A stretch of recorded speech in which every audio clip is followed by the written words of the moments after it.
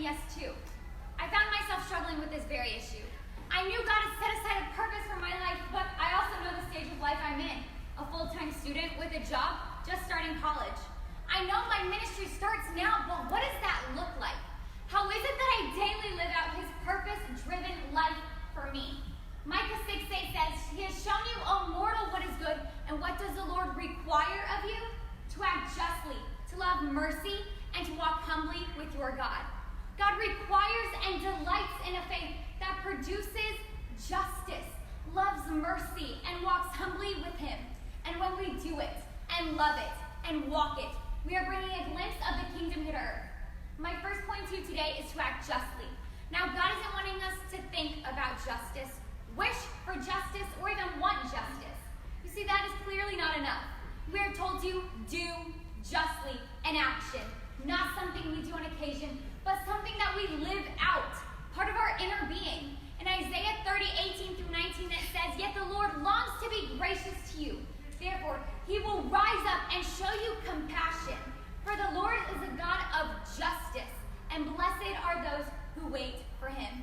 Jesus taught us here while on earth to live out justice and to show compassion. We need to unite ourselves and live out a justice of love and compassion, capable of bringing a glimpse of the kingdom here to earth.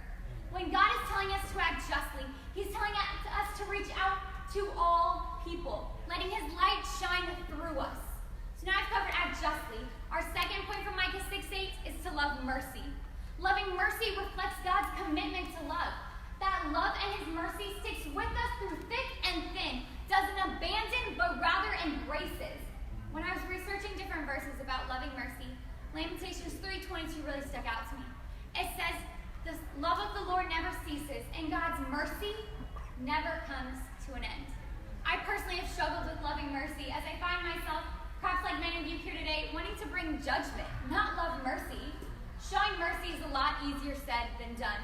Earlier this year, I decided to reach out to a person who had hurt me in the past and forgive them for all the hurt they had caused.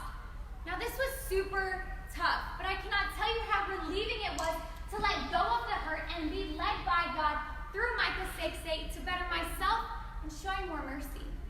As I sum up this section, I'm reminded of the story in John 8, where the woman was caught in adultery and the Pharisees were taking her to be stoned. Now, Jesus acted in such a profound way when he said, whoever is without sin, cast the first stone. See, Jesus knew that there's a time to punish, but there's also a time to show mercy. It leaves me with the question of how we, the church, act today. It seems that we, including myself, tend to act a bit more like the stone-throwing Pharisees. I challenge you to ponder that for a moment. So we've covered act justly, love mercy, and finally we are told to walk humbly with our God.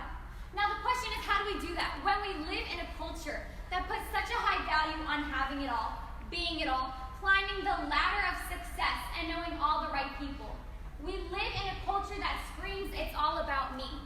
I can't think of a more perfect example for exemplifying humility than Jesus. He died a sinner's death, one that was shameful and humiliating. He demonstrated the true it's not about me attitude, and because of his humbleness, I can walk with the authority knowing that I will spend eternity with him.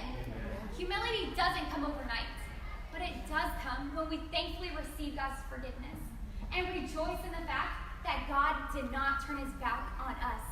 Rejecting selfishness and pride, we live to use our gifts, our talents, and our blessings for others rather than ourselves. In closing, whether you feel called into the medical field, teaching, or pastoral ministries, we all need to recognize that God has a purpose for us in our daily living. That purpose is beautifully illustrated in Jesus' life, and I hope I demonstrated to you today that we're called to living a purpose-driven life, one that is summed up in Micah 6:8, to act justly, to love mercy, and to walk humbly with